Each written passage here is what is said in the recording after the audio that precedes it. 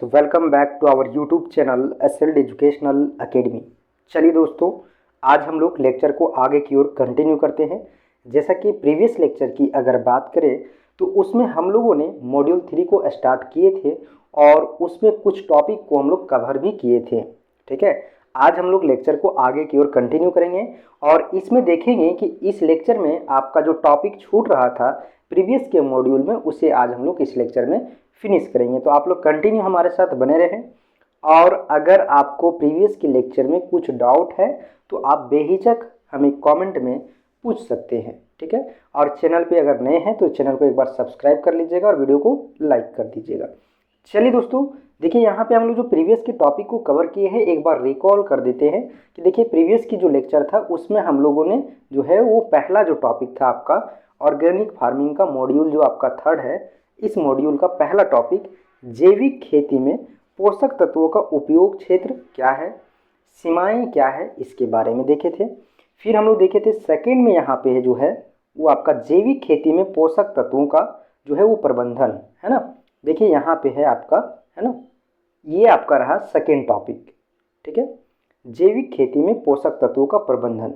ये दोनों टॉपिक को बहुत अच्छे तरीके से, है ना, बारीकी से एक्सप्लेन किया हुआ है प्रीवियस की लेक्चर में, जहाँ पे आप लोग जाके देख सकते हैं अगर नहीं देखे हैं तो, है ना। चलिए अब हम लोग यहाँ से स्टार्ट करेंगे आज का लेक्चर, और लेक्चर ये आपका है और ये देखिए इसमें टॉपिक जो है वो टॉपिक नंबर 3rd होगा मॉड्यूल 3 का।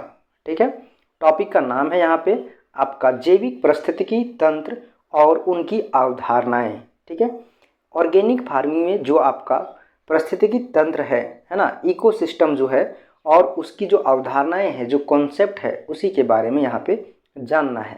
तो पेशेंस पूर्वक आप लोग समझने की कोशिश कीजिएगा।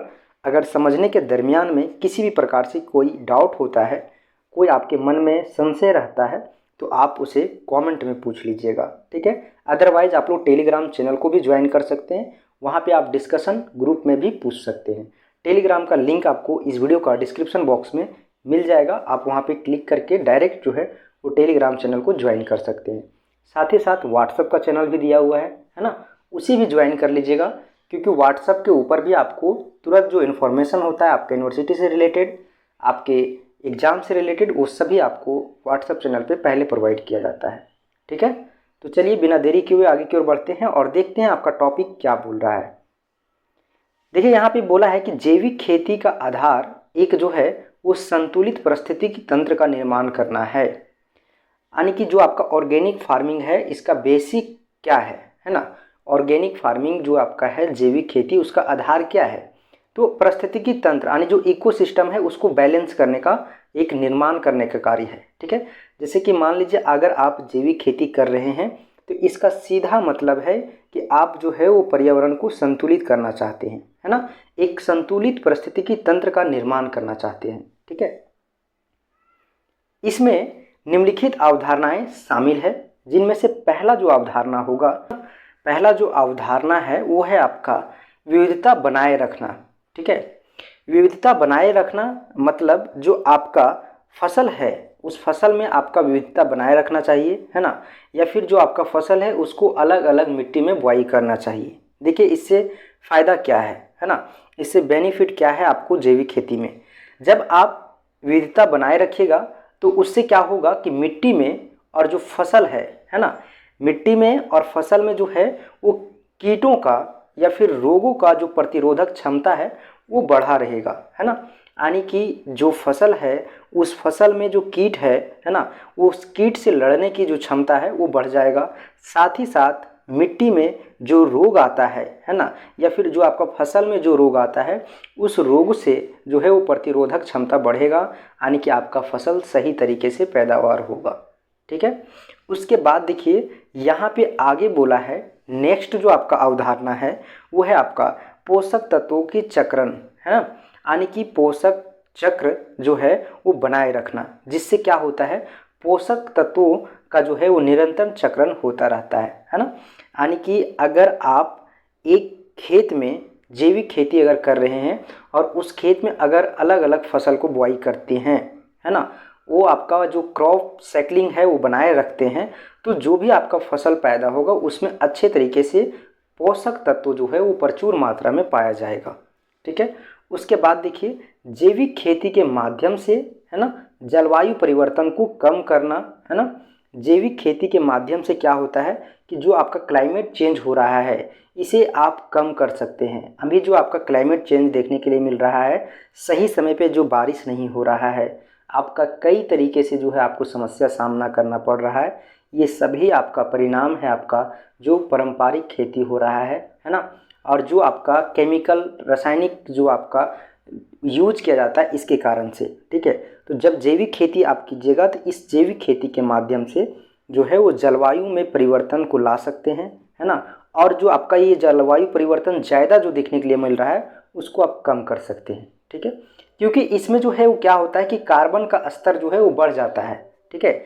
जब आप जैविक खेती कीजिएगा तो जैविक खेती के माध्यम से जो है वो कार्बन का स्तर बढ़ जाता है और ग्रीन गैस जो है आपका ग्रीन हाउस का जो गैस है वो उत्सर्जन कम होता है। ठीक है। जब आप जैविक खेती करते हैं तो जैविक खेती के परिणाम स्वरूप क्या होता है कि आपका जो है वो कार्बन का स्तर बढ़ जाता है। जब कार्बन का स्तर बढ़ता है तो ग्रीन हाउस गैस का जो है उत्सर्जन कम होता है। ठीक है। तो इससे आपका क्या होता है कि जलवायु परिवर्तन कम होने लगता है। अब देखिए आगे जो है आपका वो है जैविक कीटनाशक और खरपतवार में नियंत्रण। ये भी एक प्रकार का आपका अवधारणा है ना। जैविक कीटनाशक और जो आपका खरपतवार है उस पर नियंत्रण जो पर्यावरण और मानव स्वास्थ्य के लिए सुरक्षित है। अगर आप जैविक खेती करते हैं तो जैविक कीटनाशक और खरपतवार का नियंत्रण होता है, तो परिणाम स्वरूप क्या होता है कि पर्यावरण सुरक्षित रहता है ना। और मानव स्वास्थ्य के लिए भी जो है वो लाभदायक होता है ना, स्वास्थ्यवर्धक होता है। ठीक है। उसी प्रकार देखिए यहाँ पे जो आपका मॉड्यूल 3 है इसका टॉपिक नंबर 4 है और ये टॉपिक क्या बोल रहा है, जैविक खेती में फसलों और जो उसका किस्म होता है, जो टाइप्स होता है, उसका चुनाव कैसे किया जाता है। यानी कि जो आप टाइप्स का जो चयन करते हैं, सेलेक्ट करते हैं, वो किस आधार पे करते हैं और किस तरीके से करना चाहिए। ठीक है। जैविक खेती में फसलों और जो उसको किस्म है उसका चुनाव। ठीक है। उसके साथ साथ देखिए फसल चक्र और आवश्यकता और लाभ और बहुफसलीकरण। ठीक है। ये है आपका टॉपिक, एक एक करके हम लोग सारी चीज़ को यहाँ पे क्लियर करेंगे। देखिए यहाँ पे आपका पहला जो आपका है, समझिएगा यहाँ पे, है ना, कि जैविक खेती में जो फसल चक्र है। ठीक है। यहाँ पे जो आपका फसल चक्र है इसी को हम लोग पहले देखेंगे, है ना। पहले हम लोग देखना फसल चक्र, फिर उसकी आवश्यकता, फिर उसका लाभ और फिर देखेंगे हम लोग बहुफसलीकरण। ठीक है। जैविक खेती में फसलों और जो उसका किस्म है उसका चुनाव का पहला जो आपका है फसल चक्र, उसको हम लोग देख रहे हैं। तो जैविक खेती में फसल चक्र और बहुफसलीकरण से मिट्टी में उर्वरकता बनी रहती है। ठीक है। यहाँ पे आपको जो बताया जा रहा है उसको समझने की कोशिश कीजिएगा पेशेंस पूर्वक, तभी जो है आपको समझ में आएगा, नहीं तो आप एग्ज़ाम में क्वेश्चंस का आंसर नहीं कर पाइएगा। ठीक है। तो देखिए यहाँ पे बोला क्या है कि जैविक खेती में फसल चक्र जो है ना, जो फसल चक्र है वो क्या करता है, और बहुफसलीकरण, जैसे कि मान लीजिए अगर एक खेत में अगर एक ही फसल को बार बार बुआई कर रहे हैं तो इससे पैदावार धीरे धीरे कम हो जाता है। ठीक है। और साथ ही साथ मिट्टी में जो है वो आपका उर्वरकता कम हो जाती है। ठीक है। पैदावार कम हो रहा है, दैट मीन्स क्लियर है कि आपके खेत में जो मिट्टी है उस मिट्टी में जो है आपका उर्वरकता कम हो गई। जब उर्वरकता कम होता है तभी जाके आपका फसल कम पैदावार होता है। ठीक है। फिर है आपका बहुफसलीकरण। फसल मतलब क्या है कि आप एक खेत में जो है वो कई फसलों को बुआई कर रहे हैं, तो इससे क्या होता है कि आपका जो है मिट्टी में उर्वरकता बना रहता है। ठीक है। फसल का चक्र से भी आपका मिट्टी में उर्वरकता बना रहता है। अगर एक ही खेत में एक ही फसल को बार बार बुआई कीजिएगा तो इससे आपका जो है वो उर्वरकता घट जाएगा और फसल का पैदावार कम हो जाएगा। कीटों और बीमारियों का प्रभाव कम होता है फसल का चक्रण से, या फिर एक खेत में एक से अधिक फसलों का बुआई करने से आपका कीटों का और उसका बीमारियों का जो है वो प्रभाव कम होता है। ठीक है। उसके बाद देखिए फसलों और किस्मों का जो है चयन करते समय उन फसलों को जो है वो प्राथमिकता दी जानी चाहिए जो स्थानीय जलवायु के अनुकूल हो। ठीक है। मतलब हमारा यहाँ पे बोलने का ये है कि आप किसी भी खेत का जो फसल चयन करते हैं, जो फसल का टाइप्स सेलेक्ट करते हैं, वो फसल उसके अकॉर्डिंग होना चाहिए जो आपका वहाँ का जलवायु है। तो आप क्लाइमेट के अकॉर्डिंग जो है वो फसल का चयन करें, यानी कि जो ठंड में उगने वाला फसल है उसे ठंड में ही लगाएं, जो गर्मी में उगने वाला फसल है वो गर्मी में लगाएं, है ना। नहीं तो आप ठंड के समय में जो उगने वाला फसल है, जो ठंड में होने वाला फसल है, उसे अगर गर्मी में लगाइएगा तो वो फसल अच्छे से पैदा नहीं होगा, ठीक है। तो क्लाइमेट को देखते हुए, जैसा जलवायु है उसके को देखते हुए उसके अनुकूलन जो है आपको फसल का चयन करना चाहिए। कम पानी में अच्छी पैदावार हो ऐसे फसल का चयन करना चाहिए, ताकि जो है आप जल संसाधन को संरक्षित कर सकें, ठीक है। अब देखिए ये एक आपका और टॉपिक है कि फसल चक्र की आवश्यकता क्यों है और इसका लाभ क्या है ना। आखिरकार अगर एक ही खेत में बार बार एक फसल को बोया जाता है तो उससे पैदावार कम होता है, तो उस खेत में अलग अलग फसलों की जो है वो बुआई करना क्यों ज़रूरत है और इसका बेनिफिट क्या है, इसी के बारे में आपको बताना है, ठीक है। देखिए इससे मिट्टी में उर्वरकता बनी रहती है, जो अभी ऊपर हम बताएं, है ना। हर फसल में नए पोषक तत्वों का योगदान होता है। हर एक फसल में जो है जो पोषक तत्व होता है वो अलग अलग होता है, तो उसके अकॉर्डिंग जो है आपका उर्वरकता भी ज़रूरत होता है ना। तो इस तरीके से आपका जो है वो फसल में नए पोषक तत्वों को बनाए रखने में योगदान देता है, ठीक है। पोषक तत्वों का योगदान होता है, ठीक है। उसके बाद देखिए आगे क्या बोला है कि फसल चक्र की मदद जो है वो क्या करता है। देखिए फसल चक्र की मदद से मिट्टी में जो है वो नाइट्रोजन की जो स्तर है वो संतुलित रहता है।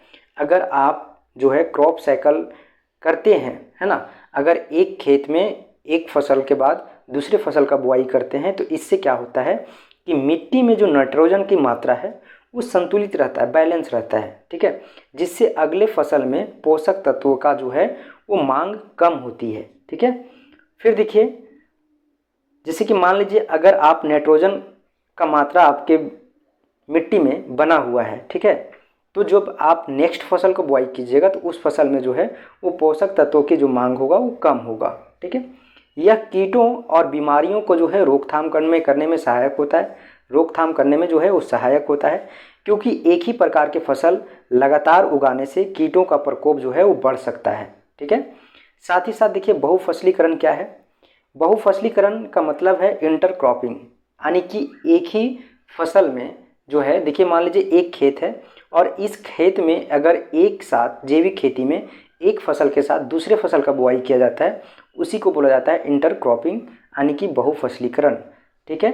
बहुफसलीकरण से मिट्टी की जो है वो उर्वरकता, ठीक है, उसके बाद संरचना बनी रहती है, जिससे विभिन्न प्रकार के पोषक तत्वों का उपलब्धता होती है, ठीक है। आगे क्या बोला है, बोला है यह फसल जो है ना, फसलों के बीच जो है वो क्या करता है, सहजीवी संबंध को बढ़ावा देता है और जिससे पोषक तत्वों का बेहतर उपयोग होता है, ठीक है। मतलब यहाँ पे ये बोलना चाह रहा है कि जैसे कि मान लीजिए एक ही खेत में, ठीक है, दो तरीके का अगर फसल को बोया गया है तो जो आपका पोषक तत्वों का जो उपयोग होगा, है ना, वो बेहतर तरीके से हो पाएगा। जैसे कि मान लीजिए कि अगर यहाँ पे दो तरीके का फसल है तो जो इसे पोषक तत्व की आवश्यकता है वो इससे पूरा हो जाएगा, ठीक है, और जो इसे पोषक तत्व की आवश्यकता है इससे पूरा हो जाएगा। तो इस प्रकार से जो आपका पोषक तत्वों का जो आपका फसल की जो पोषक तत्व की आवश्यकता होगी वो आपका अलग अलग होगा और ये एक दूसरे का जो है सहजीवी, है ना, इस तरीके से आपका जो है वो बढ़ावा मिलता है, ठीक है। साथ ही साथ देखिए क्या बोला है, ये बोला है कि मिट्टी का जो अपक्षारण कम होता है, मतलब जो है वो मिट्टी में लवणता जो है वो कम होता है, ठीक है, और जल का जो है वो संरक्षण में मदद करता है। जैसे कि मान लीजिए कि एक खेत में अगर दो तरीके के फसल बुआई किया गया है तो उसमें सिंचाई एक ही बार किया जाएगा और एक ही सिंचाई से दोनों फसल जो है वो अच्छे तरीके से उगेंगे, ठीक है। तो इस प्रकार से अगर आपको जो है अलग अलग खेतों में अगर फसल की बुआई करते हैं तो आपको अलग अलग सिंचाई करना पड़ेगा, जिससे आपका जो है वो जल संरक्षण कम होगा, लेकिन इसमें क्या होगा कि जल संरक्षण में मदद मिलता है। तो इस प्रकार से आपका ये मॉड्यूल 3 समाप्त होता है, ठीक है। देखिए एग्ज़ाम नज़दीक है, आप लोग बहुत अच्छे तरीके से इसको प्रिपरेशन कीजिए, तो ही आप लोगों को जो है आगे कुछ हो पाएगा, ठीक है। इंग्लिश में जो लोग नोट्स को रेडी कर रहे हैं वो लोग देख लीजिए, आपका सेम एज इट इज़ नीचे यहाँ पे इंग्लिश में तैयार किया गया है पीडीएफ को, ठीक है। देखिए यहाँ पे बोला है organic ecosystems and their concepts, ठीक है। अभी ऊपर इसी चीज़ को हम लोग देख रहे थे, जो आपका जैविक पारिस्थितिकी तंत्र है और उसका जो कॉन्सेप्ट है उसी के बारे में सारे चीज़ यहाँ पे लिखा हुआ है। आप लोग एक एक करके यहाँ पे नोट्स अच्छे से बना लीजिए, है ना। कुछ दिन में आपका जो है आगे का टॉपिक भी शुरू करेंगे जो आपका मॉड्यूल 4 है, और एग्ज़ाम से पहले कोशिश करेंगे कि पूरा आपका जो है वो समाप्त करा दें, ठीक है।